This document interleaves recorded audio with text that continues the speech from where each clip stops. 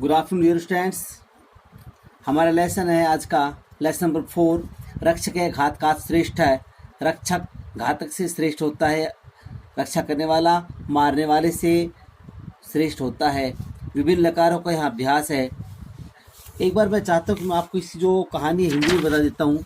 एक बार राजकुमार सिद्धार्थ और शुद्धोधन राजा के, इसमें जो पात्र हैं राजकुमार सिद्धार्थ, देवदत्त और राजा शुद्धोधन और उसके मंत्री हैं। एक बार सिद्धार्थ और देवदत्त बाग में घूमते हुए चले गए। दोनों का कुछ समय के लिए वार्तालाप होता है। तभी घूमते हुए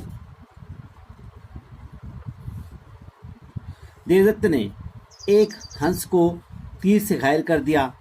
सिद्धार्थ ने देखा कि देवदत्त के हाथ में तीर है, तो उन्होंने कहा कि यह तुमने ठीक नहीं किया। सिद्धार्थ उस हंस को पानी पिलाता है, उसकी सेवा करता है और अपने समीप में रखता है।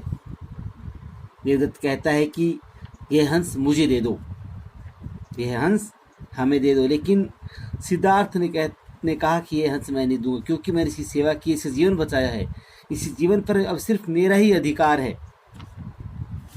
ऐसा करते हुए दोनों का जो वृत्तांत है राजा तक पहुंच जाता है। दोनों राजा के दरबार में उपस्थित होते हैं। राजा को दोनों प्रणाम करते हैं सिर झुका करके।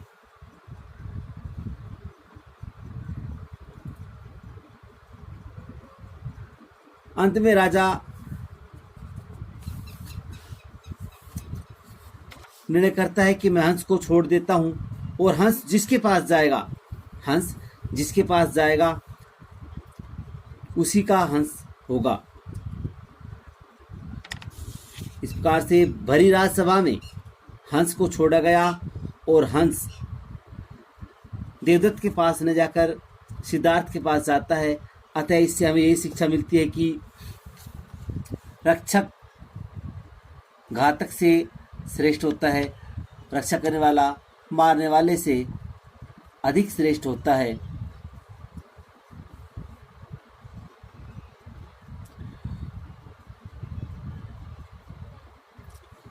रक्षा करने वाला मारने वाले से अधिक श्रेष्ठ होता है।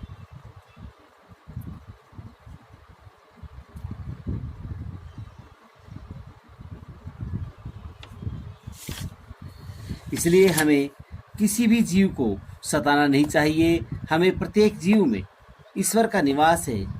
प्रत्येक आत्मा जिसके अंदर है वो ही परमात्मा है।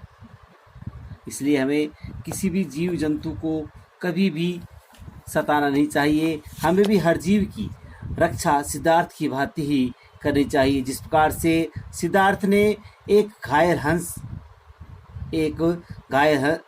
हंस की सेवा करके उसका जीवन बचा करके बहुत ही पुण्य का कार्य किया, उसी प्रकार से हमें भी अपने जीवन में पुण्य ही करने चाहिए। पुण्य करना ही सबसे बड़ा धर्म है। परोपकार पुण्याय पापाय परपीडनम, दूसरों की सेवा करना ही पुण्य है और दूसरों को पीड़ित करना सबसे बड़ा पाप है। Thank you dear student. कल हम इसके जो भावार्थ करेंगे। Thank you.